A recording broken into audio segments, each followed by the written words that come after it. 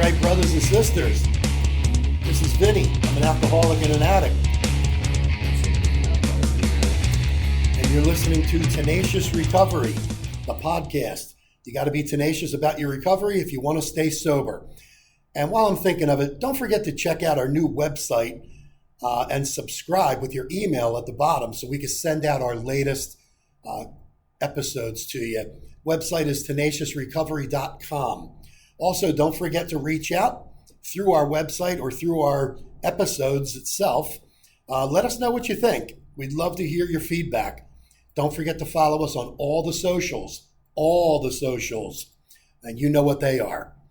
So I'm going to kick it over to my partner, Sam. Take it away, buddy. So it's with great pleasure that I get to introduce our latest guest, who is the widely known and respected Mark Bonanni. Mark, how's it going, brother? What's going on, Sam? So I'm just introducing myself. I'm Mark. I'm definitely an alcoholic and definitely a drug addict. All right. Good to be here, man. Good to have you. For, probably like a while. 7 years? Close to that, yeah. He's worked in the industry as long as I have. I met him in that capacity. He was always known wide, but as like just a great dude. Just like a really thorough, stand-up, what you see is what you get kind of guy. And I've always known through mutual friends of him to just be like a dynamite AA guy, which I always respect first and foremost above anything else. I feel like I've heard pieces of his story. Like I don't know a lot about his story. There are times we have guests on. I know their story better than they do, and I'll throw them in the wheelbarrow and push them along through this thing. But Mark, I'm happy you're here. I'm happy to learn a little bit more about you and where you came from and how you got here today. So with that, I'm going to give it to you, brother. Cool, man. Well, again, I'm Mark. I'm definitely an alcoholic and I'm definitely a drug addict. And yeah, it's weird doing podcasts without the response in a 12-step meeting. But I always start with my sobriety date is December 5th, 2011. Nice. I have a sponsor. He knows he's my sponsor. It's one of the funny things we always say. In the rooms, I sponsor people. I work in the field. That's how you and I met, Sam, of course. And it's been a crazy run. Like, I can't even believe that I'm on a podcast talking about my own recovery. If life were fair, my sponsor always says I'd be dead or in jail. I shouldn't be here as a result of doing the things that I was told to do early on in this game. And not right away, I wouldn't be here. You know what I mean? It took a lot of tries. It took a lot of attempts. Sam, you don't know the part of my story, right, of where I had 10 years sober prior, right? I feel like you told me about that once. You had some time. I had some time sober, 10 years. I mean, my entire 20s into my early 30s. And, I thought I was good to go. And I thought I could live dirty and stay clean. And I made a lot of different mistakes. And I was warned. And the people that I knew from the room said, you're going down a bad path. But I was like, yeah, I'll just cut you out of my life instead of continuing to listen to the negativity. So you don't have to hear it. Right. He ignored the signs driving down the road. Yeah, why are you being so negative, dude? I think that instead of continuing this relationship, I'll just not talk to you anymore. And, there's a lot of my story in there, but that was about 7 years sober. And I didn't talk to that guy for probably 3.5 years. And when I came kind of crawling back in here, into recovery, like he was one of the people that came to the doorstep to save me, along with many, many others in the deal. So I don't know how far back. I could go for 3 hours, and I know this isn't a 3 hour. You could go back to the beginning when you started. That I'd love to hear how you started. So I mean, grew up in Jersey, right? I'm a Booton guy, middle class family. Dad was a cop, but he retired in '84, so I was young. I didn't, it was not in my adult life. Mom worked in a bank, and life was pretty good. Like a lot of stories I hear in the rooms. Had everything that I needed, certainly. Most of the things that I wanted. I wouldn't say spoiled. We weren't well off, but we were middle class, and things were good. My particular story isn't one of that I remember, unless it's buried trauma, right? It wasn't some deep-seated thing. The simple fact was my family drank, and my uncle, who, God rest his soul, passed away, but he was more like a brother to me, and his drinking and drugging, he was a partier. It wasn't even like drinking and drugging. Like that would be like, it's not even up to me to say whether he was the real deal or alcoholic, but the bottom line was on vacation in Cape May every summer, because we went every year down in South Jersey, he would party and it looked fun. And so I wanted to do that. And so in 7th grade, I asked him to do it, and he told me absolutely not because I was too young. So I began to seek that stuff on my own. And in 8th grade, or roughly 12 years old, I had my first drink. What I've noticed over the years is it seems like the average first drink for anybody that ends up in recovery seems to be in that 11, 12, 13-year-old That was me. range. If you pay attention. 7th grade, Always 12 years old. 12 Yep. for me, It's brother. always the same thing. It's like totally off topic, but I understand why the drinking age is 21 to take a legal drink, because it gives you the brain time to form and get to that place. But whatever the case, so 12 years old, I have my first drink. It wasn't the magic moment I've heard other people say.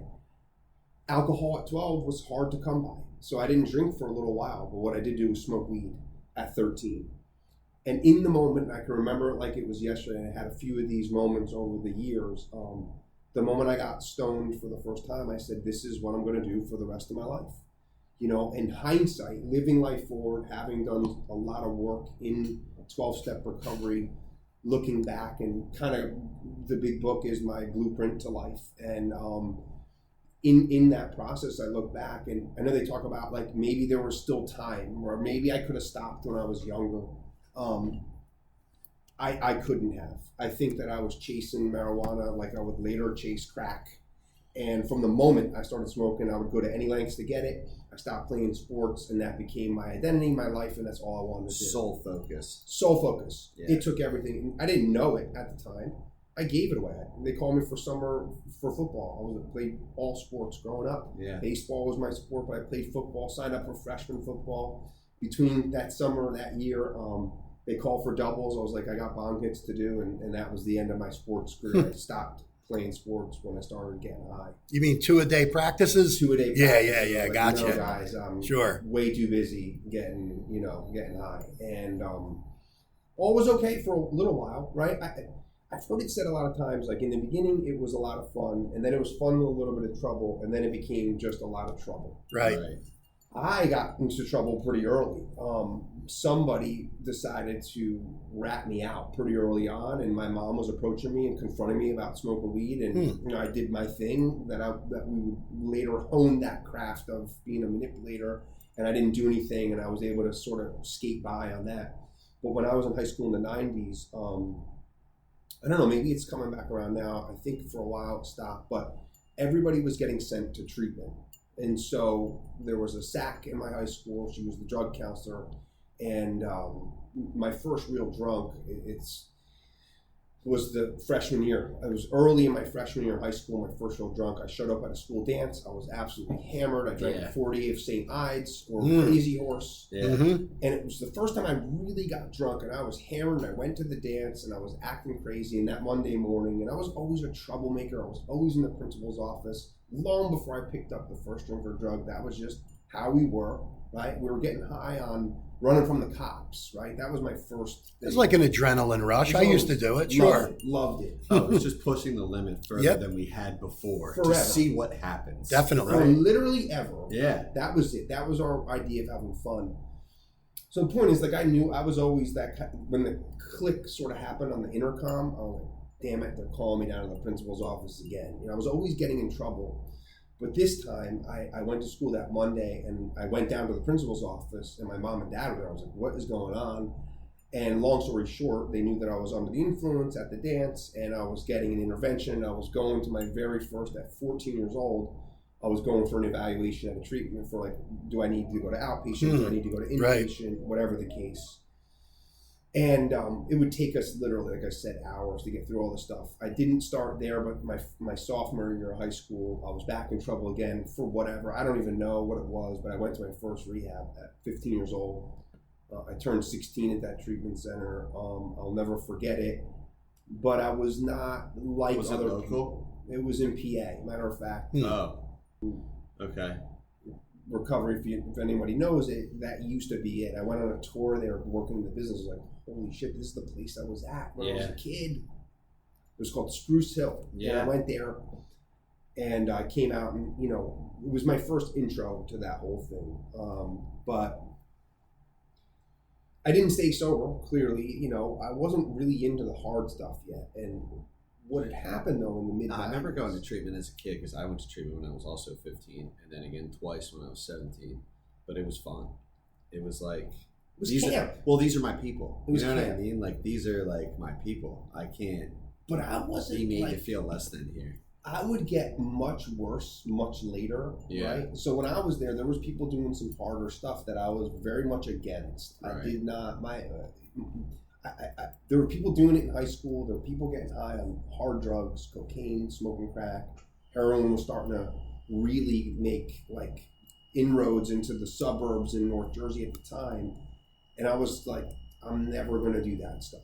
And I was in that place with them, and it was like a camp, and I was smoking weed and taking hallucinogens and drinking, but I wasn't doing that stuff. So I wasn't as bad as them. And Of course. I memorized the 12 steps or something, I think, at Yeah. one point, because whatever, but I didn't, I went to an AA meeting when I got home, and I was like, they were literally in their 60s, and I'm a child, right? I'm 15 years old. So I remember going to AA when I was the same age and being like, these people are speaking a different language. And they are, we are. And I can't, right? you are, but like, I really I wasn't even close to being able to comprehend that may apply to me, you know? I'm astounded when I see people that got sober in their teens, Yeah. in like a 12-step fellowship, and God bless them.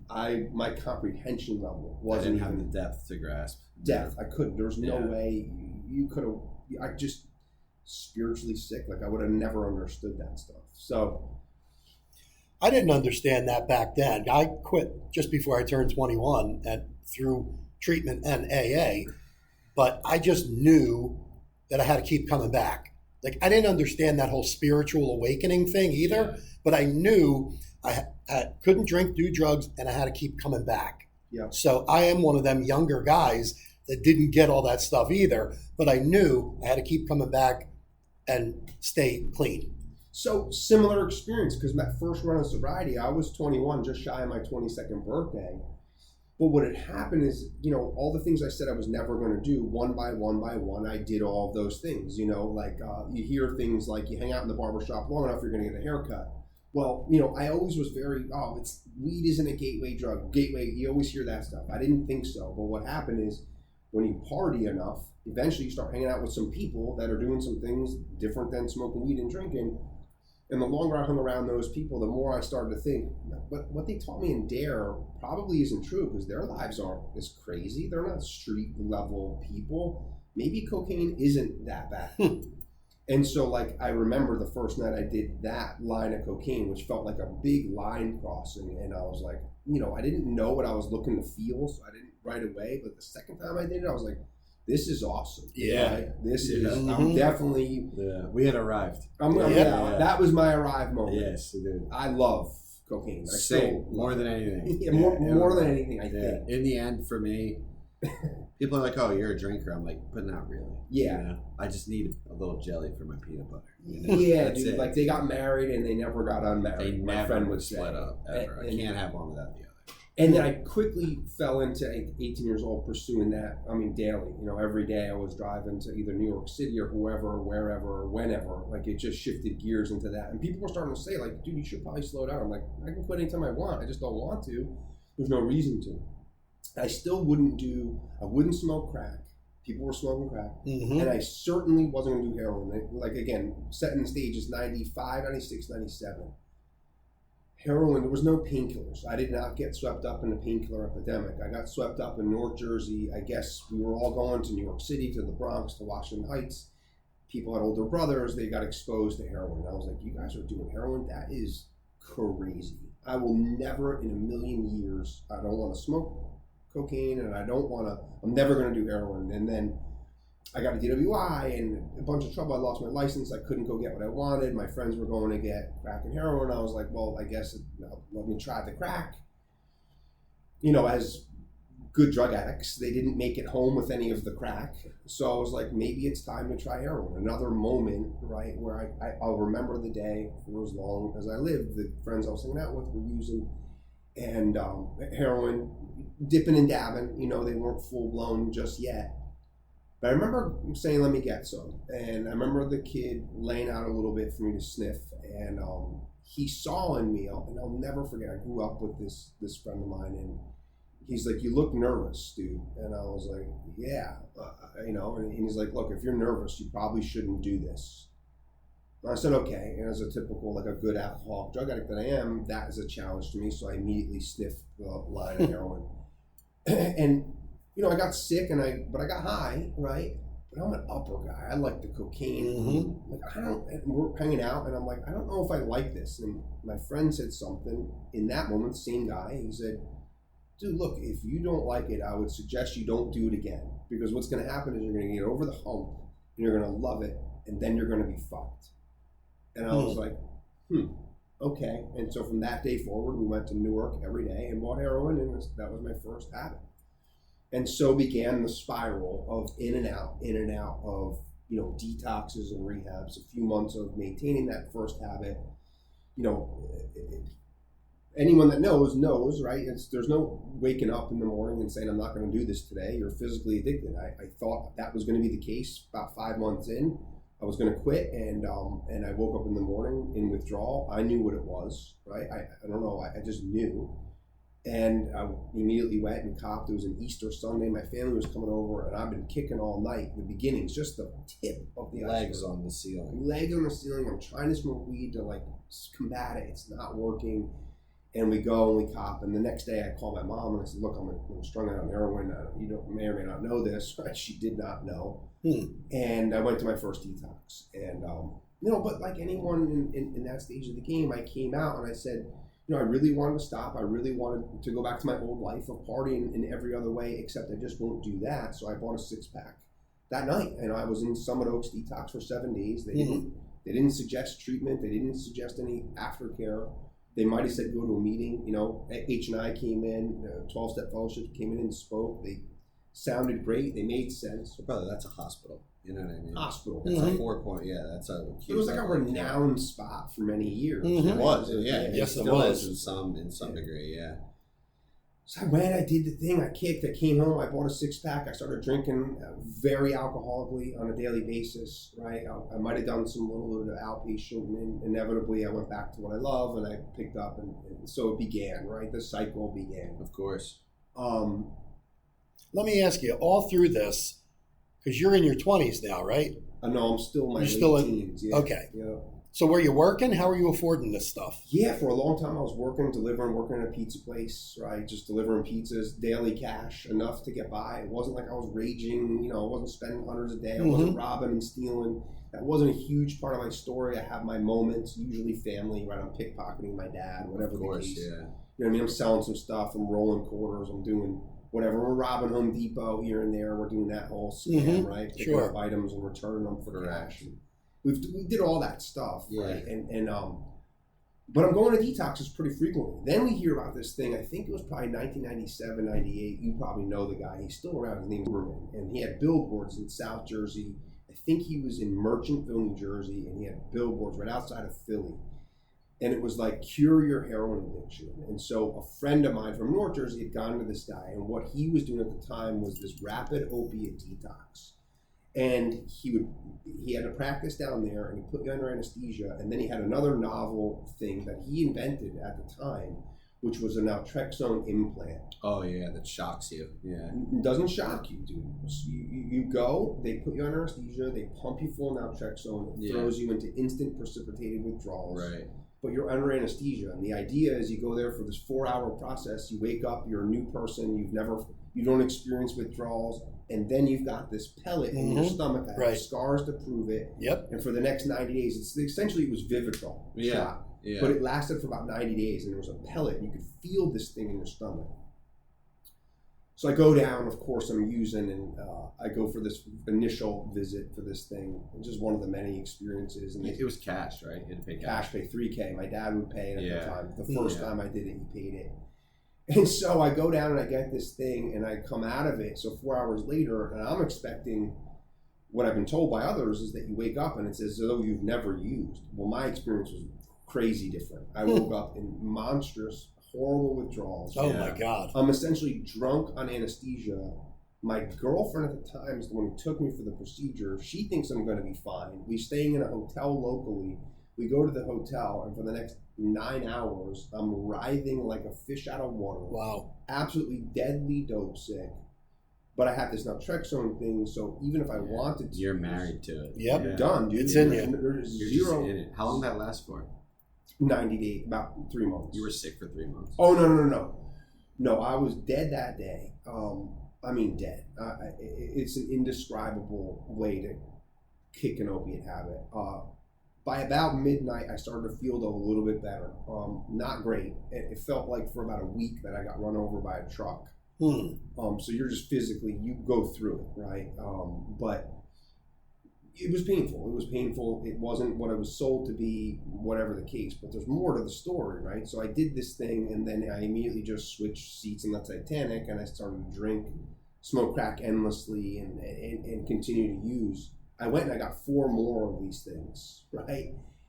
But the way I did it in the future is my dad was like, I'm not paying $3,000 again. So I went down to his office 2 times with full-blown opiate habits, strung out on heroin. And I said, look, I need the implant to him. And he said, well, and he was a cool guy.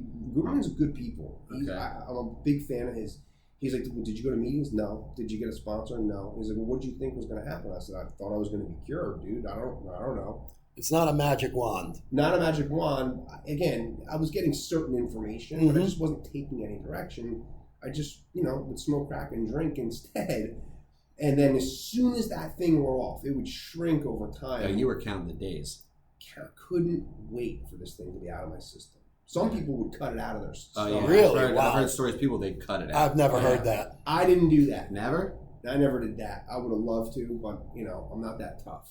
So Yeah, that's a fear. I just stuck it out, but you feel it get small. When it got to like a Tic Tac size, you knew you had about a week or 2 left. And I just, I'm in. So now I'm back in his office, and he says, look, man, I'll do it.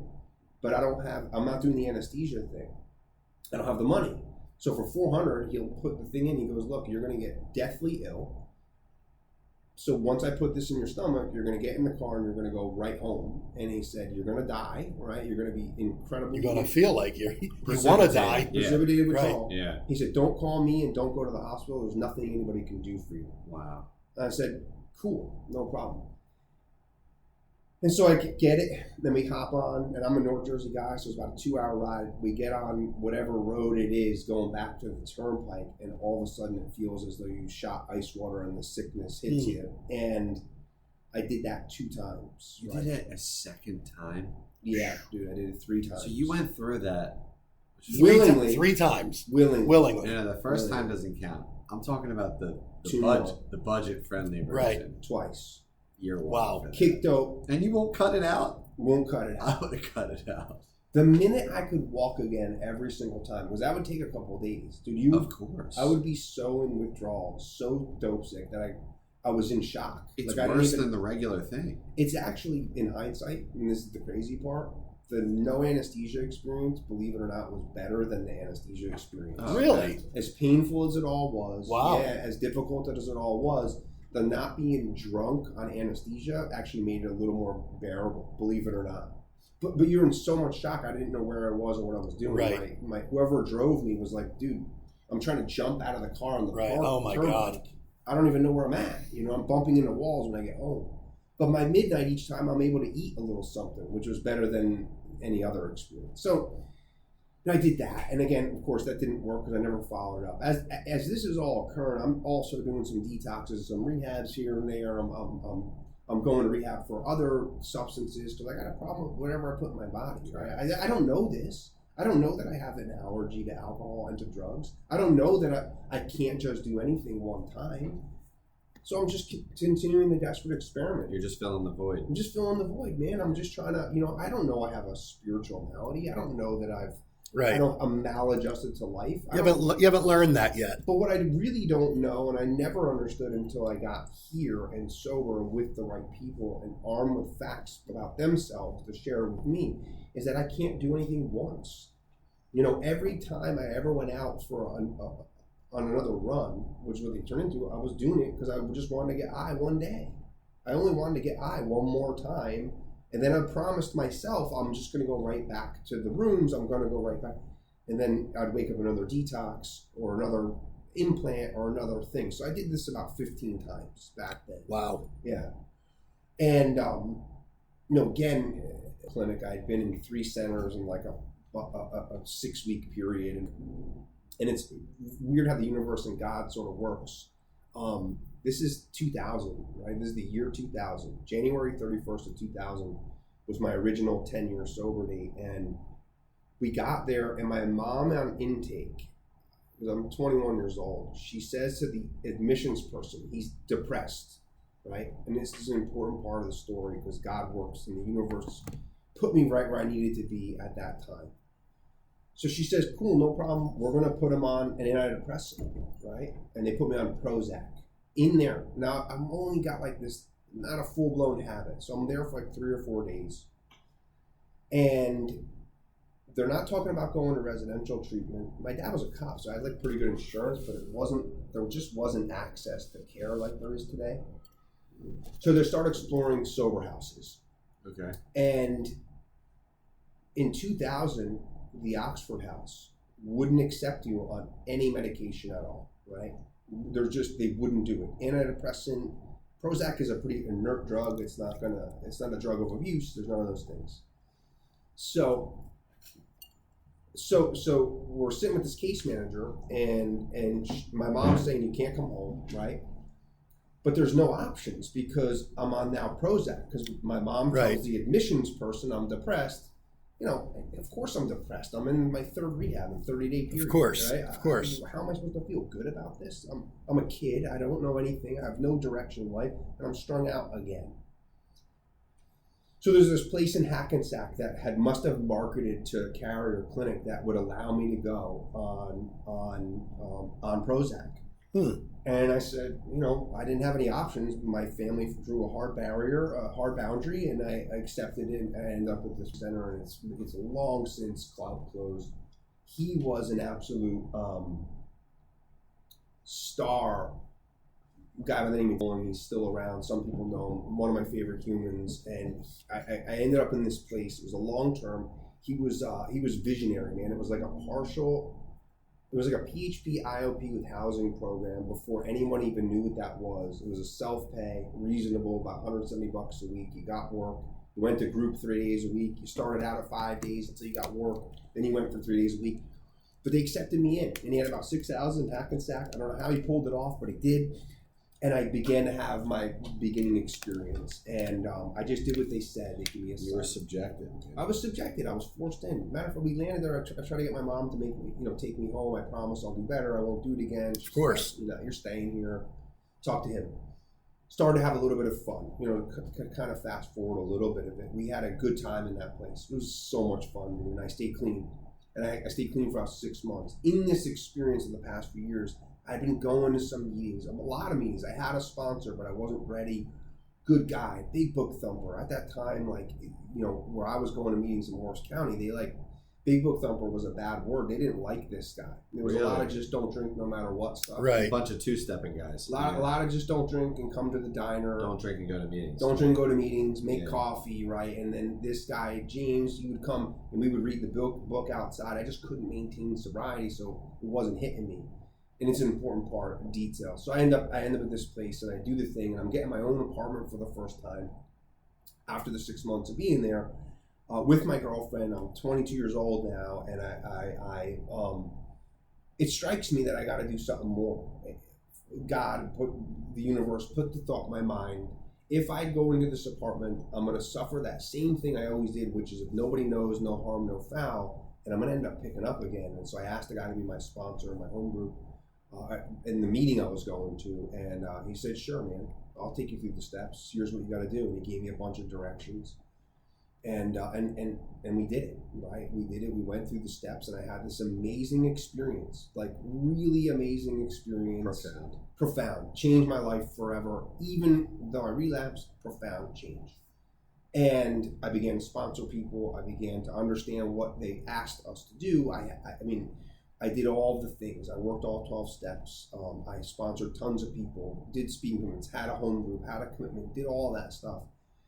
And somewhere along the line, year 5, year 6, life started to get good. I got a Wall Street job. I had like a bullshit job selling stuff door to door. I got this Series 7 and 63. Now I'm working in a bank, fixed income sale. Like life is getting big, and life got big, and AA started to get a little bit smaller.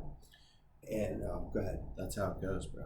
That's how it goes. That's right? what happens. You get sober. Life. I always tell people I'll never be as sober as I was when I had 3 years sober. Right. You'll Or 1 never year. ever. Or 1 year. But Yeah. 3, the reason I say 3 is because I've been through the steps, and at that point I had also taken multiple other men through the steps. You know what Sure. I mean? Cool. And I have a car at 3. I didn't have a car until. Right. I never Sure. owned a car until Yeah, I I was didn't have 3 years shit. sober. I didn't have anything, and I was never, even to this day, I truly believe at that point in time you are so plugged in. You know what I mean? So plugged in. And for some reason, and this is the case for me, I don't know if it was for you, God kind of makes it easy for you. Yeah, life will throw you curveballs at times, but when the most important thing in your life is to take commitments, sponsor other men, answer the phone, get to the meeting 15 minutes early, and those are your primary, most important objectives in life, there's nothing better than that. I always tell guys, if I could go back to sober living for a week and eat peanut butter and jelly Right. and play spades Mm-hmm. and just be there, I would. I would take vacation days. Hell to do yeah, that, bro. I'll go to rehab right I now. would. Right. Oh Yeah, my God. Take the phone away. 100%. If I could have that period of time where that was the most significant part of my life outside of my daughter's emotional complex or my mortgage payment or the state of my what, you know what I mean? All these other gifts that come down the line, all these other responsibilities, they come for a reason and they pull you away from that. Yeah. Because you become a man. Yeah. You become a real man. Inadvertently pull you away. Inadvertently. You have not on other purpose. obligations, of course. Not on purpose, but the gifts become priorities. You know what I mean? Which can't happen. But I didn't know, right? I didn't know that. It can't be. The gifts can't take me fully away, right? I didn't understand that if sobriety loses its priority in my life, I lose all that other stuff. I didn't I heard it, right? But what happened to me is as I slowly, I didn't just U-turn out of AA. I didn't 90-degree right hand turn out. It was little by little. Mhm. Because the disease is cunning, baffling, powerful, and patient, nothing changed when I cut from 4 meetings to 3 meetings. Yeah. From 3 to 2. From 3 active guys in a big book, sponsorship to 2. From missing a prayer every once in a while. And all those things began to slowly go away. Then I started to get into poker big time. And it was during the poker boom of the early 2000s. It's just another addiction. It's straight up gambling. I don't have the addiction to it, but I began to get involved in that scene a little bit. Then I decided it was probably a good idea to start running a poker game for money, right? To earn money. And I always loved that. I always loved that lifestyle, and who doesn't like a good gangster movie or the Sopranos and all that stuff. And so I started to live in that sort of lifestyle a little bit while doing AA, but that got huge and became hugely important in my life. And now I'm always doing that and doing no AA. And as I began to add more days to that, now I want to be a gangster and I forget all of the things that AA taught me. And that's when that experience happened where my friend said about 7.5 years sober, he said, dude, if you keep doing what you're doing, you're going to get high again. And I was like, dude, you're so negative. Fuck off. I hung up the phone and that was it. I never talked to the guy again. That was my first sponsor in AA. And 3 years goes by. And 3 years of essentially doing nothing for my recovery, right? You're still clean, though. I'm separated from drinking and drugs. You're not sober, but you're still clean. We call it abstinent. Yeah, you're abstinent. I'm clean and crazy, right. and I'm still acting pretty good, right? And the dangerous thing that happens so much, I see with people every day. I'm not thinking about drinking. I'm not thinking about doing drugs. Well, because you're so high on your ego at that point. Yeah, none of that stuff is taken. The abstinent ego and alcoholic is dangerous. And this poker game became my version of AA. There's nothing spiritual about it, but I'm making a bunch of money. I'm still working on Wall Street during the day. I'm hanging out with degenerates like me, not all of them. These are pretty normal dudes. It wasn't whatever, but no, there's no drinking, drugging really going on there. And I'm not having cravings. I'm not thinking about it at all. And I'm still going to the gym with a friend of mine from the rooms, and I remember this real clear. And he keeps saying, every couple weeks, and we're working out together, why don't you come to a meeting tonight? I'm too busy, I got a card game tonight. I'm too busy, I got this going. And he drags me. He drags me to this meeting at 10 years sober to get my 10-year coin. And this is how it went, right? I went to the meeting. I hadn't ever even been there. I just was the Santa Claus guy, shows up. I get the coin. I celebrate. I go home. I have a house. I have a couple BMWs. I got a fiance. Everything is going well on the outside.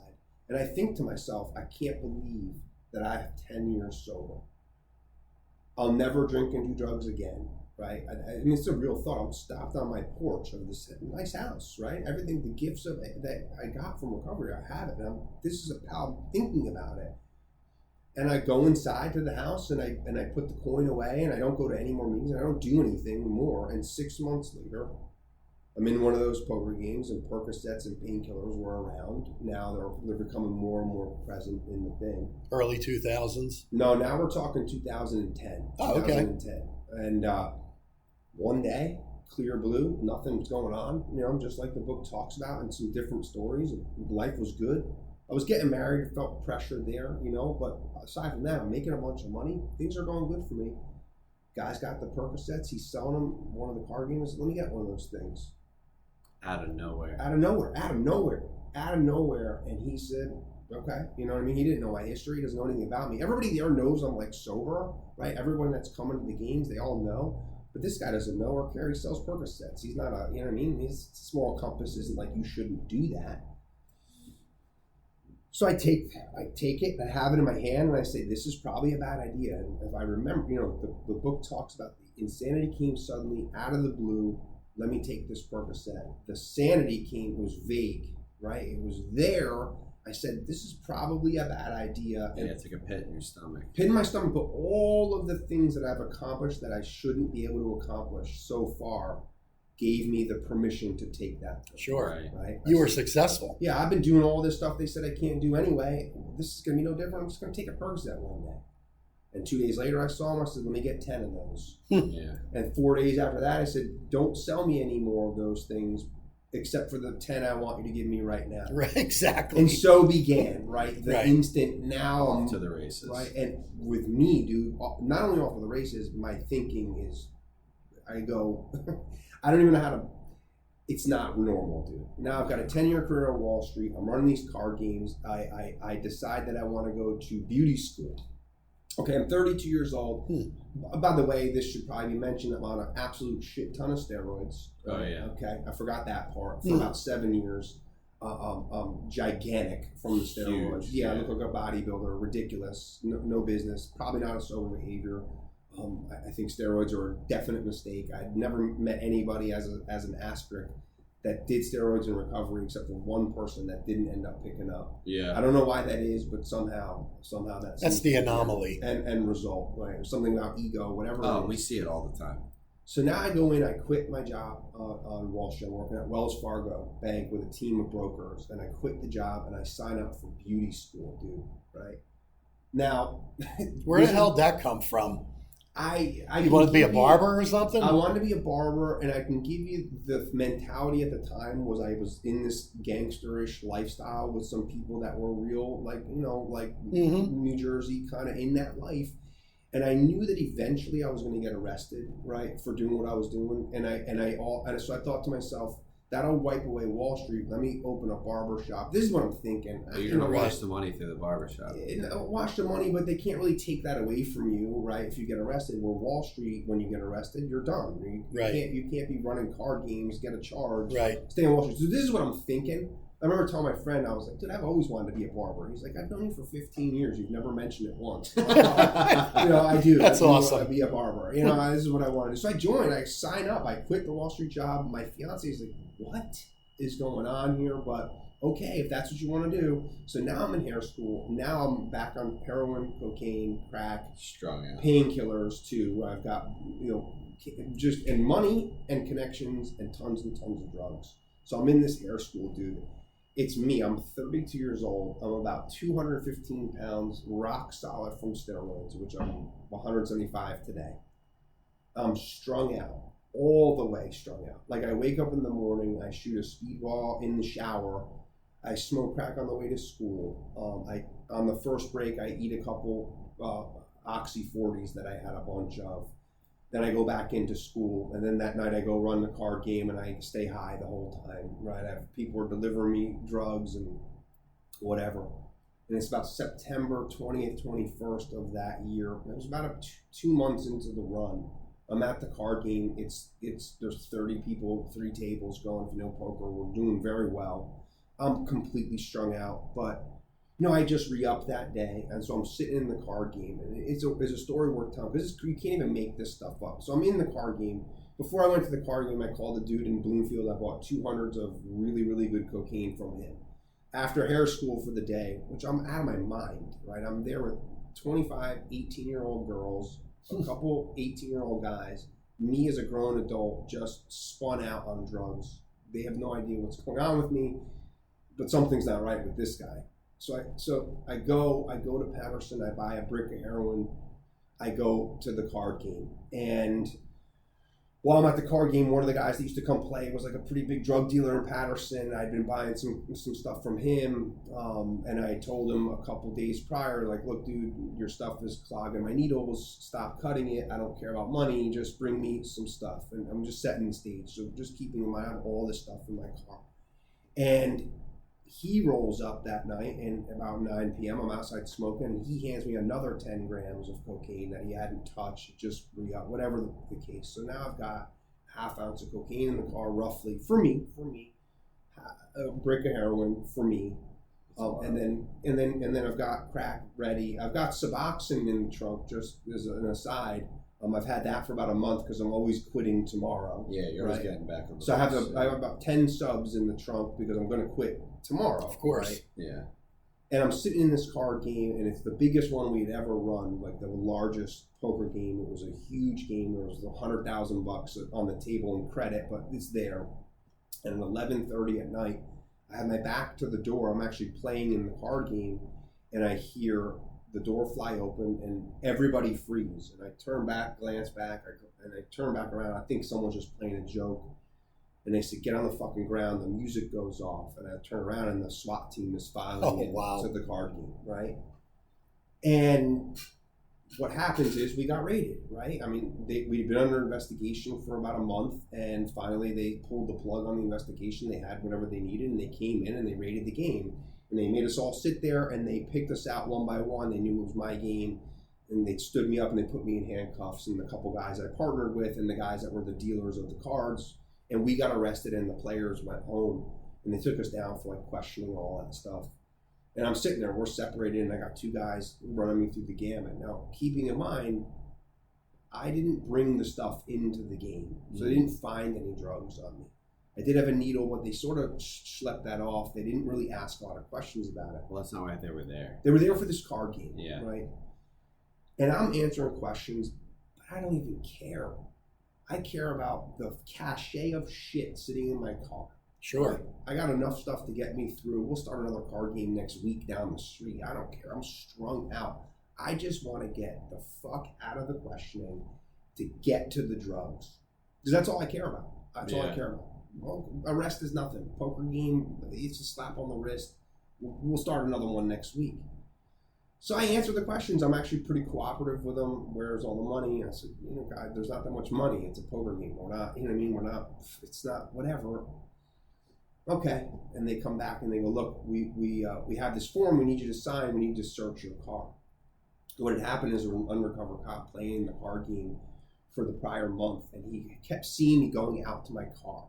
And what he assumed is I was putting all the money in the car. Right. He didn't know. Right. What I was doing is going out to the car to get high and coming back in. So they present this thing to me. I'm like, absolutely not. I'm not signing that. You can't search my car. Oh, we need to just take a look. We need your ID. I said, look, dude, you have my ID. You know who I am. I'm not signing that thing. And I don't know. I don't say I need a lawyer or anything. I'm strung out, dude. I just want to get high. And I look, we're going to either search your car willingly, or we're going to get a warrant. We're going to search your car. We're going to ruin your car. And they've threatened to pretty much rip it apart and destroy it. I'm like, damn it, I know they're not going to relent. So I signed the thing, and I said, look, guys, I was sober for 10 years, but I relapsed a couple months ago. I'm strung out. Please don't.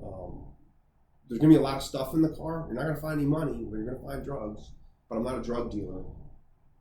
Go ahead, you want to say something? No, I'm just listening. I said, I'm not a drug dealer, so please don't give me all the trumped up about selling drug charge. You know what I mean? Yeah. It's always distribution and stuff. Yeah, just a junkie with a lot of money, disposable income. Yeah, that's it. Who That's likes it. to stockpile? You know Yeah. what I'm saying? Like I'm buying when I got it, you know? So they brought me over there, they searched the car, and they're astounded at what they're finding, and they bring me back. And an important part of the story is, you know, in my infinite wisdom as a psychopath getting high that night, and before I went there, and it's a worthy part of the story, and then I'll get to some of the recovery stuff.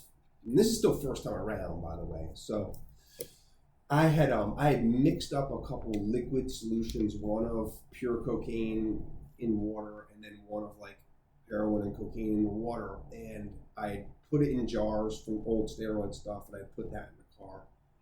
And they searched my car and they found all the drugs, but I watched the cops, and this is a really important part of the story. I watched the cops pick up those 2 bottles, look at them, shrug their shoulders, and put it back in the car. Wow, they didn't know what it was. How would you? Exactly. Wow. What kind of person does what I was doing? I was just doing it to make my life easy in the short breaks I take. Of course. Like a doctor, but they didn't know, so they put it back in the car. They took all the other stuff. They brought us down. They processed. They got bailed out 8 o'clock in the morning. They charged me with possession of heroin, possession of cocaine, and gambling stuff. We got bailed out. We get picked up by somebody, one of the other people that was in partnership with me in the game. He was the guy that sold me the first Percocet. Now I'm in withdrawal. I'm starting to get dope sick. I said, dude, you got any perks on you? Yeah, I got them right here. Okay, give me 70 milligrams. That gets me off of E. I get back to my car. Now I've got this stuff sitting in the car. I'm in Toto, New Jersey. I live in Boonton. Patterson is close. I got a little bit of stuff, but it's not going to get me very far because I'm pretty strung out already, and it's not enough. So I think to myself, I want to get some of this into me right now. I got to get some of this into my body. Let me go shoot some of the cocaine. Well, they took all my stuff. I don't have needles or anything. So now I find an old bag that I had thrown out the window a week prior in this industrial area where we ran the card game. Wow. With needles and stems and all this stuff in there. Yeah, all your dirties are in the park. I'm driving up and down the road. It's 9 o'clock in the morning looking for this stuff. There's the bag. To me at the time, I'm feeling it's a blessing. I go over, the needles are in there. They've been run over by tractor trailers. Right. The needles are bent, but one works. Let me go shoot some cocaine. So I do that, and I say to myself, okay, I'm all right, but I'm never going to make it through. Let me go cop before I go home. Patterson's 5 minutes away. I go to the spot. I roll up to the spot. Sheriff van's parked out front. Can't go to that spot. Now I'm down the block, wandering the street, looking for anybody that's out, because I got to get more. I'm going to get sick in an hour. I know I'm going to be. I finally find someone. I cop 3 bundles. I turn around to walk back to my car. The bum that walked me down says, yo, they're coming, they're coming. I said, who's coming? I hear the roar of the police engine, the cop driving by, and this is God stuff. I'm on a death row. This is all in like 24 hours? This is 1 hour after being bailed out. Wow. I'm in Patterson, and I'm surrounded by 15 cops. The guy happened to drive by, saw the hand-to-hand, and 15 patrolmen are surrounding me, and they got me with 3 bundles, and they immediately brought me back to jail. To the same place? Different jail this time, Okay. same county, but they brought me to the Patterson City Jail. So now I got to call my fiance to not only tell her that I got arrested, I haven't spoken to her, they took my cell phones, but that I've also been using, and that I'm now locked up again through on the payphone, through the jail cell. Yeah, collect call. Yeah. And that you need to come bail me out again because I just got arrested again for trying to buy drugs in the home. So an hour later, I'm back in handcuffs and back in jail.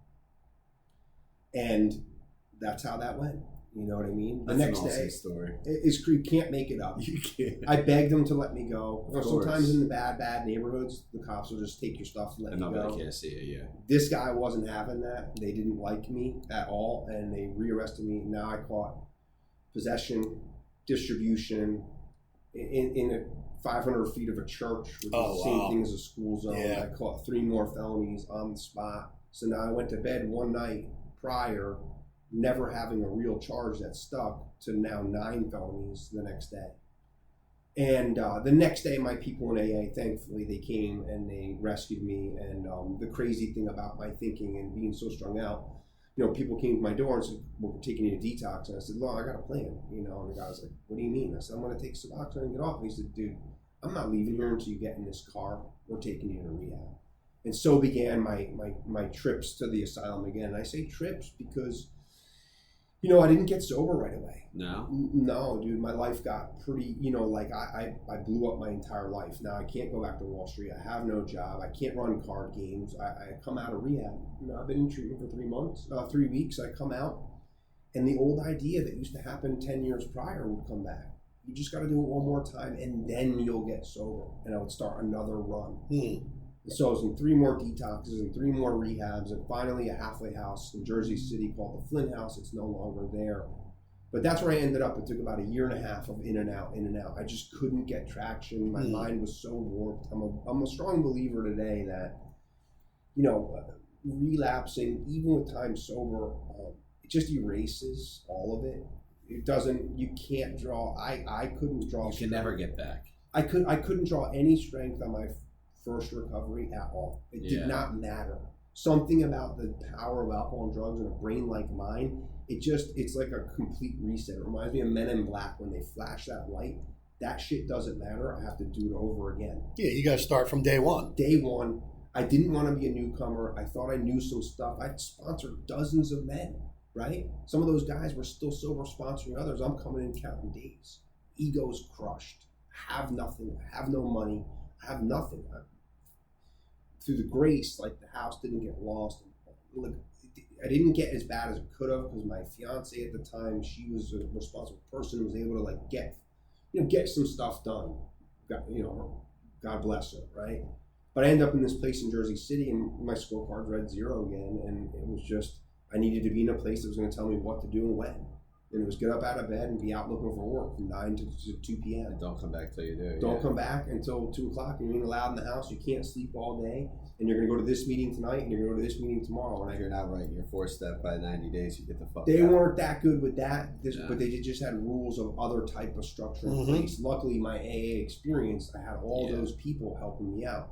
And on Saturdays when I'd have pass, I would drive from Jersey City to West Milford. For those that don't know, it's about a 90-minute drive. I had a 6-hour window. I drive 90 minutes to my sponsor's house and start at page 0 of the book and start going through the steps. And I'd go back and just make it in time, and I would start to do that stuff again. And I don't believe any of this stuff is going to work, by the way. The truth is I did not think I was going to get sober again. I blew my shot. I had my experience with sobriety. AA isn't going to work for me again. But I just did it because there was nothing else I could do. I didn't have any other options. The scorecard read 0. And I began to go back. And then I got a job, the first job at this, when I was still living there, and I had done a little bit of the advertising stuff. It's not that exciting, dude. But what happened is God just, the universe, everything lined up all the time just the right way. I got another job at a newspaper in New York City, and I only got that, and I mean, you can't get into the only reason I got that job because I lived in Jersey City. It was a 7-minute ride from the city. Otherwise, I would have never looked to do that. But I just got a sober job. That's where I started working in New York.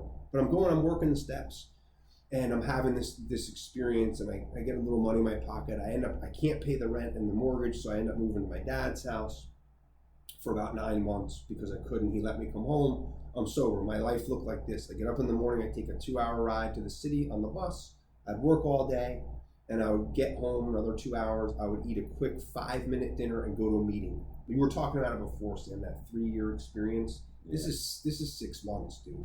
My life is so small, thank God. It's so small that the only thing I had to worry about was what meeting I was going to that night. Yeah, your life is managed in 12-hour increments. 12-hour increments. From the time you wake up to the time you go to sleep. How can I just not fuck up? How can I not fuck up? And it wasn't even that hard. And you're winning. By the grace of God, quickly, in sober living, for me, my experiences being them, is it removed the thought. I didn't have a lot of temptation. Because I watched other people coming in high, and they would instantly get caught and instantly be homeless, and I just wasn't. So remove that. That's the function of what sober living did for me. I did not want to drink or use at all. It removed it. God saw fit, take the obsession from this guy, and it never came back. It never came back because I stayed really busy right away in AA.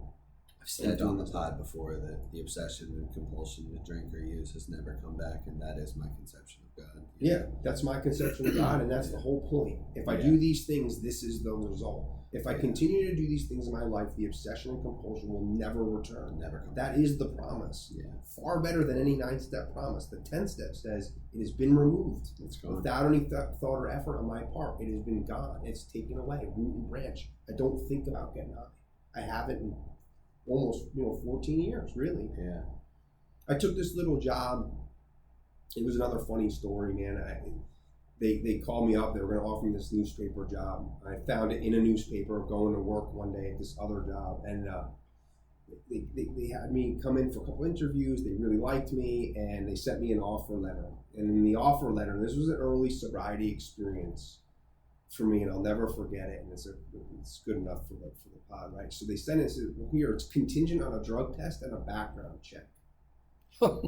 Now, I pled guilty to 3 of those felonies. I was on probation. They dropped it. They combined it. There's more to that story. It's just not worth telling. But I've got a felony record at this point. I'm like, shit, dude.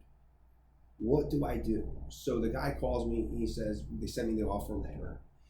And he said, continue on these things. I'm reading it in the letter, and I call my sponsor right away. I said, dude, I'm gonna lie. I'm gonna roll the dice that it's a threat. They're not really going They don't really do it. They don't really do it. And he's like, Mark, you can't do that. Because what if they do and you take the job and 2 weeks later they fire you and now you have no income and you blew it? I was like, oh man. He's like, dude, God's in control. You do the right thing and let God be the decider, right? Let God be the decider. Now I'm working at this job. The HR guys call me from the other job. So I go into this office next door and I take the call. And he goes, so how'd the offer letter look? And I said, I look pretty good. I said, a couple things though. He's like, okay, what's up? I said, well, first he offered me, the job was $50,000. I said, I really was hoping to get closer to 60 to make the move. That's what I'm making right now. So like, I'd really like to get to 60,000. I know it's a commission, that's the real thing, but like just to make the transition. Okay, cool. And he goes, what was the other thing? I was like, now, the balls, right? I just told him I want more money. Yeah, right? I thought that was. Oh, by the insane. way. Dude, So he says, so what's the other thing? I said, well, you're going to do this background check and I have felonies.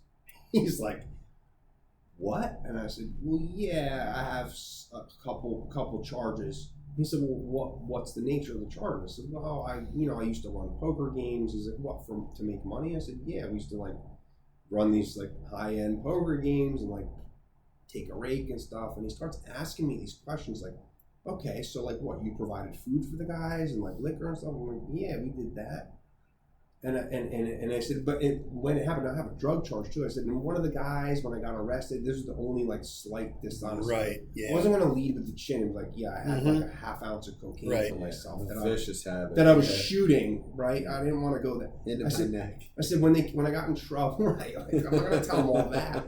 I said, when we got raided, one of the guys had some painkillers. They charged us all possession of drugs. He's like, okay, is there anything else? I said, nah, that's it, dude. And he said, okay, let me go to them and I'll get back to you. And, he hung up the phone and I was like, well, fuck, I tried, I asked for more You gave money. it a shot. I told him the truth. If it doesn't happen, I have a job, I'm okay. Yeah. 15 minutes later, he calls me back. He's like, is there anything else? I said, no, that's it, dude. He's like, if we do this background. I said, no, that's it. He said, here's what we're going to do. He's like, we're not going to give you 60, we'll give you 55,000. And if that's all it is and there's nothing else and you pass the drug test, we're going to offer you the job. And I'm like, that's crazy. So God already is so working in my life. I took the advice. I did the right thing. I got this job. Now I get there and I decide immediately, because I'm a drug and alcoholic, that this job sucks. Right? So now I start interviewing with other places because I'm deciding for myself that I'm never going to make any money at this place because I'm selling like $200 ads and the commission structure. I'm never going to make any money. And I'm just getting in my head and I'm crazy. I only have 100 days sober, so I'm like nuts. Wow. Your ego's a little back. Yeah. My ego's a little bit back. I'm deciding. I've got a plan. I'm doing the whole thing. I want to run the show stuff. And I start going on interviews and I'm getting real anxious because I'm like interviewing to leave this place and potentially take a different job, but I'm not talking about it with anybody. All right, keep it to yourself. I'm keeping it to myself. I'm not talking about it with my people. Because you know it's wrong. So I know it's wrong. Yeah. I know it's wrong, but I'm doing it anyway. Yeah. And I go on this interview for like a big outdoor, like a billboard company, and they're going to hire me, dude. And I don't know if that's the right job, but it seems to be better than the one I'm in. And so finally I talked to my sponsor, and we're friends, dude. We've been friends then. He knows me. He's taking me through the steps. I'm having this great experience, but I didn't tell him.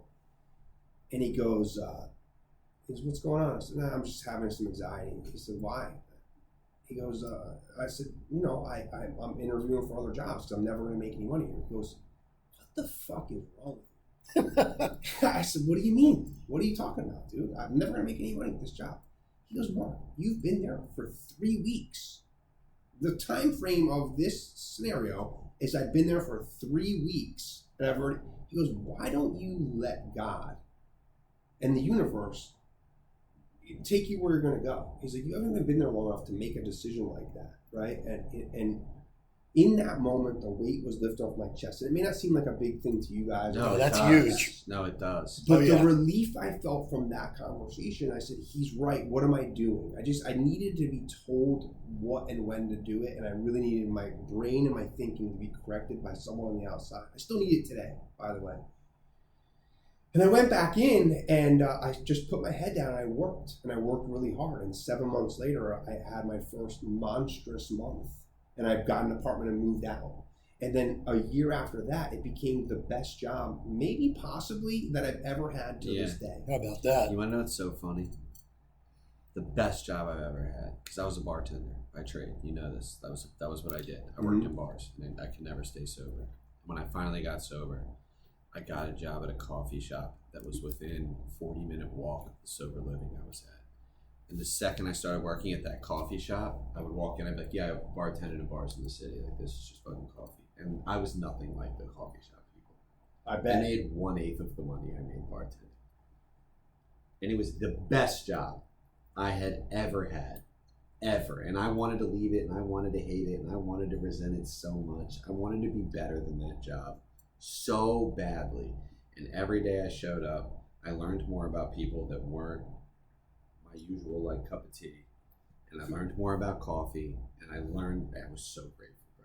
Can you make a good pour over or what? Of course. After this, I can make a great pour over. Yeah, absolutely, dude. It was crazy, the trajectory, and I have to give all of the credit to AA and to recovery and to 12 steps, because as I continued to do that stuff on the outside, the principles of honest, the principles of going to work, staying at work, working while I was there, and putting in a full day, which were integrity things that I began to learn here, it put me on this trajectory within this company. It's called Metro Newspaper. At the time, it was like free newspaper they gave out in New York City at the subway. In the boxes. Yeah, in the boxes, and people would hand them out. Yeah.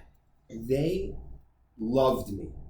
And it had nothing to do with me. Dude, I'm a degenerate piece of shit. That's real truth inside. But the principles of AA began to show up at work. When somebody did me a favor, I'd say thank you. When somebody would help me out, I would, you know what I mean? I would return the favor. I was a pleasant person to be around. The principles, there's something about really getting sober and working the 12 steps, I think, that makes you magnetic to other people. And they didn't know. It wasn't like they knew.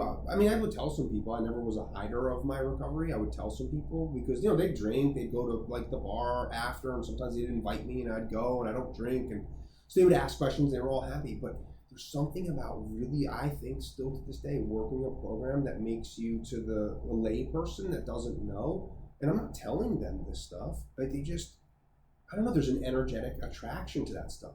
And so, my experience has always been, girls kind of want to date you or whatever you're into. Bosses want to promote you. Like it begins to transform the person I am. Like we're a talented. It's like a tumbleweed. We're talented. It just keeps people, tumbling, getting better. but with a little bit of direction, right? We become these stars of anything that we do. And when I ended up leaving to come into this field, that's what I did. I left to come into this field. They were heartbroken. Yeah. And they thought it was too. nuts. Was it hard? Huh? Was it hard to leave? It was really hard to leave. Yeah. It was really hard. And they really didn't want you to They leave. didn't want me to leave. And when somebody, they just, I don't think a person, and this has nothing to do with me, part of it was circumstantial, so I don't want it to sound like ego, but I don't think a salesperson ever made what I made there Part of that was just right place, right time. Actually, a huge part of it was right place, right time. Yeah. Really, not, but I worked hard. But it was just the best. It was the best. Yeah. I could do whatever I wanted. It wasn't the hardest work. I made really good money. I enjoyed it heavily. They enjoyed what I brought to the table. We had a lot of fun. They knew all about you too. Yeah, they knew all about I gotta me. ask, did you later disclose to them, like, yeah, I'm a vicious drug addict? Pretty quick, Yeah. 6 months to a year in, because they start to ask questions when they go to like What's happy this hour. about? Yeah. Why aren't you coming? Right. Because early on, now I'm having to tell my direct report boss, like, dude, I got to leave early today. I'm on probation for heroin possession. Oh. Yeah. You know what I mean? They eventually found out. Like the way you talk about the job, I'm like, I wonder like how his initial conversation with the HR Absolutely rep, like transpired later. He's like, dude, you know those charges I told you? Of course, dude. They hired you. Yeah, they told them that you ran card games and had drug charges, and they hired you. They didn't even know you, and they came up 50% of what you asked for. Yeah, and they knew that would sort of translate, and it did, it translates into today. And the one thing I'll say, like, and I've continued, I'm still very active in my program. I still have a sponsor. I send him my inventory almost every morning. I have an active prayer life. I sponsor people. Working in the field, Sam. I have the sober livings, and I have now the outpatient, all that stuff. None of that stuff is my sobriety. None of it. None of it. None of what I do, answering a call, sending someone to a treatment center, has anything to do. Now, we've been trained by AA and by having a working knowledge of my own problem to be able to interact with people to help them make a good decision for themselves. But when I go home at night, that doesn't keep me sober. What keeps me sober is when a guy says, hey man, can you be my sponsor? Then I take that guy's call during the day too. Sure. And then on Saturday morning when I'm going to sit down, I have 3 guys in the past week asked, and I had been a little drought of sponsees, but I think God knows exactly what I can handle and what I can't. But now he sent me 3 new guys, and we're going to sit down starting next weekend, and it's got to be kitchen table. I'm going to read the big book to him, and he's going to have an experience. He's going to diagnose himself, whether he's actually got this thing, and decide whether he wants to go through with it. Dude, I just chase getting a guy to the 5th step so hard. It's become so difficult to get a guy to make it all the way to 5. Oh my God. It's like 1 in 12? If 20, that, especially right? the way that I do stuff. That's what I need. I need that, dude. Well, some people need to be pushed. And listen, man, a searching and fearless moral inventory is only to do a raw one, an honest one. You have to be at a certain place that maybe only 1% of people entering recovery are at. Yeah, they just don't do it, and then they don't make it. Well, because it's so fear-driven. I was afraid. I went to treatment 20 times before I was like, oh my God, I got to put all this out on paper. 26 times, right? Yeah. Okay. But my opinion with that stuff too, because the way that I was brought through the steps, the 4-step in the method that was used with me is a really long form. So it takes a lot of writing. And the guys that I've sponsored will say things like, I'm afraid or whatever. I'm like, dude, you're lying. You're just lazy, bro. All of a sudden, scared. Yeah, but they're not really that scared. These are the same guys who are like want to be tough guys and stuff like that. But the truth is, they just don't want to write. Who the hell wants to sit down and write? Me neither. I'm just scared of what you're going to think of me when I read it to you. That's what it is. I mean, they didn't have forms like that when I got sober. You know what I mean? It was 1986.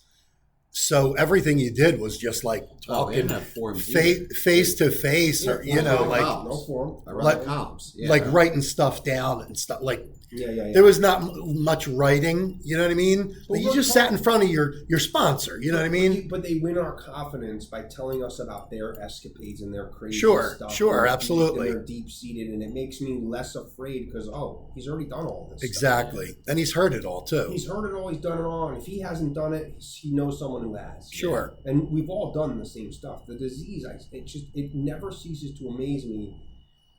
Especially like having the sober livings. It's like a living organism, right? And you just see the same stuff happen time after time after time. And it's like, but that's because you're an alcoholic and you didn't take the action.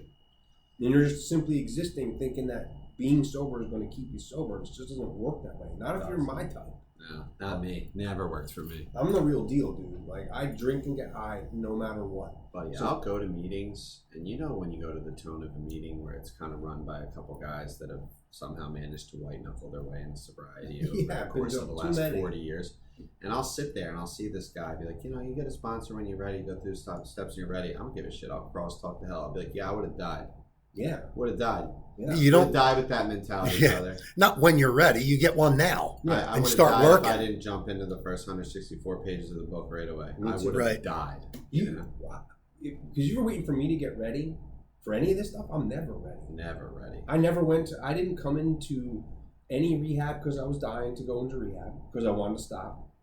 I was pushed in by consequences every time. Yeah, I never came into the rooms of any 12-step fellowship because I was ready and wanted to.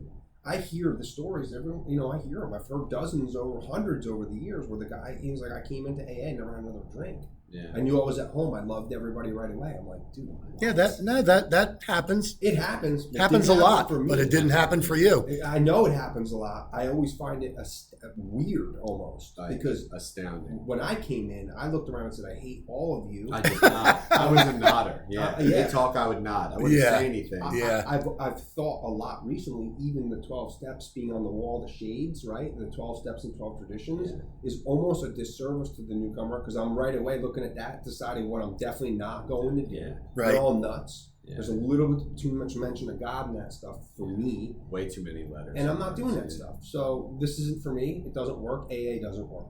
I heard a speaker say, one of my favorites, not too long ago, corrected that, right? AA doesn't work. That's true. It doesn't. It doesn't work for me. I work for it. Right. That was a big distinction. Oh, yeah. I do a lot of stuff for this thing. It works every time. It works if you work it. That's the cliche thing. Yeah. But I got to do the stuff. And if I do the stuff, I'm guaranteed a certain result. Right? And it's worked for me now twice, and it's worked for everyone I know. You talked about it. How many guys have I sponsored over the years that haven't finished a 4-step? Tons. Most of them relapse. Mm-hmm. You know what I found out through other work with my sponsor? Dude, I'm not doing that for them to get sober. Yeah. I'm doing it so I stay sober. Correct. It's worked every single time I've sponsored anybody because I am still sober. Yeah, you're helping yourself too. Helping myself, right? In order to keep it, you got to give it away. And I hope they do, and I hope I get to see the lights come on. But my lights have stayed on ever since. Thank God. For a guy like me to not think about drinking and drugging, like that's it, man. If you would have told me that was the end promise of this process, good enough for me. It's been so much more than that, you know. It continues to give. Continues to get better. I've been a better employee, husband, boss, friend. I'm a man of integrity. When I say I'm going to be somewhere, I show up. When I go to work, I work. You know what I mean? Like it just and I was none of those things left to my own devices. Let me ask you, the woman that you were engaged to, I don't know, 14 years ago, 15 years, is that your wife? It is not my wife. Okay. We did not stay together, but we're friends today. And okay. Her son, Jaden, I raised him for a lot of his formative years. He's my stepson. Cool. He's 22 today. That's awesome. I'm a big part of his life. He went down into college in Florida, very normal, has none of the traits of any of us. Outstanding. Yeah. Stayed down there working. We were together over the holidays and stuff. It's awesome. Her and I are friends. She was able to maintain and keep the house, so she's still there. It's terrific. Awesome. We're friends. Good for her. My wife I met in the rooms, right? Like probably 13 years ago, but we didn't even begin to date till about 5 years ago. Okay. So we're both, doing the sober. That's good. Good. My terrific. friend Sam would say at the Bowery Boys, right? I live an ordinary life beyond my wildest dreams. Yeah. If you'd have told me 14 years ago today, I was in the Flint House in Jersey City, still completely lost, unemployed. Well, I had just gotten back to New Jersey like the 2nd of January. So what's today, the 8th? I'm still looking for work at this point. I got nothing. You know what I mean? My sister is giving me my dad's credit card number so I can order Domino's when I'm hungry once in a while. You know what I mean? I'm in a library probably right now in the middle of winter on a computer looking for a job. As a felon, right? Craigslist, dude. Yeah. Craigslist and all the other stuff. Yeah. Just not knowing what it's going to look like. And if you'd have told me it was going to look like this, I said, no way. I couldn't agree more, bro. No way. Yeah. Well, you have arrived. Your life on paper. What about just like peace of mind? Peace of mind, yeah. And even when life is life, you have tons and tons of stressors. Oh, see. Fears still come up. I'm not above or beyond any of that stuff. Sure. What I do have is a program. My grand sponsor, Tommy from Staten Island, will always say it's my unfair advantage in life. Like this thing has given me an unfair advantage over the people that aren't in it, because I do my best, right, with God's help and some program, to not react to any situation without pausing, saying a quick prayer, running it by other people. I remain teachable. I know that I can't make all the decisions all the time by myself. My thinking is clear, right? But I still am selfish and self-centered by nature, so I may get on a track of something and miss things that I should see. So I have lots of guides. I have lots of help in my day-to-day life. And I just live, it's just such a better way to live. I can't believe I ever wanted to run the show myself in the first place. You know, I'm not very good at it. Absolutely. Well, I'll tell you, this was a great podcast. And just so everybody knows out there, the Bowery Boys is a meeting in Jersey City. No, Hoboken. I'm sorry, Hoboken, New Jersey. I meant to say Hoboken. Actually, I was there a year and a half ago celebrating my anniversary. Yeah. But if you're ever in Hoboken, stop by. Check it out. Check it out. It's a great meeting. I've been to it. Stop by and say hi to Mark. And if you're struggling and like listening to a podcast or investigating the thing, you know, it takes time, right? It takes a little bit of time if you keep going and taking direction. I've never seen it fail anyway. That's the real truth. I've never seen anybody ever take all the suggestions, do all the stuff that AA suggests, and their life gets worse. Never. I saw a guy say that the other day. He's like, people say AA doesn't work. He's like, I've never seen a guy who went through all 12 steps and looked back at it and said, well, that was a load of bullshit. I've never seen that. That's one, right. ever. That's right. I've seen lives explode and get better. Yeah. But never once has it gotten worse. And I've never seen anybody in the other part, it's a real truth. I've never seen anybody continue to do all those things and pick up. I picked up after 10 years sober because I stopped doing all of the stuff. You moved away from the meeting. From the programs. From everything. Yeah, definitely. Way more than just the meeting. That was the last thing to go, because it's the easiest thing to always do. Go to a meeting. But I've never seen it fail anyway. Never. You got to do it. You have to actually do it. So. Well, this was an awesome podcast. I hope so. And I really, really, really appreciate you coming on. Sam, anything on the way out? No, I thought that was incredible, brother. Mark, I really appreciate you coming out to visit us, buddy. I know it's a little bit of a hike for you. No, not far. It was only about 30 minutes. Oh, that's 40 not bad. minutes. That's not bad. I'll be at the office. Yeah, we're in Mountainside, New Jersey, which is hour and 45 minutes from me, but we're a traveling podcast. This is what we do. We go wherever. So awesome. I appreciate I want to thank you for coming on. And again, shoot us some comments if you want through our website, tenaciousrecovery.com, or through the episode itself. There's a button on there that says text. Text us your opinion. You know, let us know what you think. But my name is Vinny. I'm an alcoholic and an addict. I'm Sam. I'm an alcoholic and an addict. And I'm Mark. I'm an alcoholic and an addict. And you've been listening to Tenacious Recovery, the podcast. If you want to stay sober, you got to be tenacious about it. And thanks, and God willing, we'll see you all soon.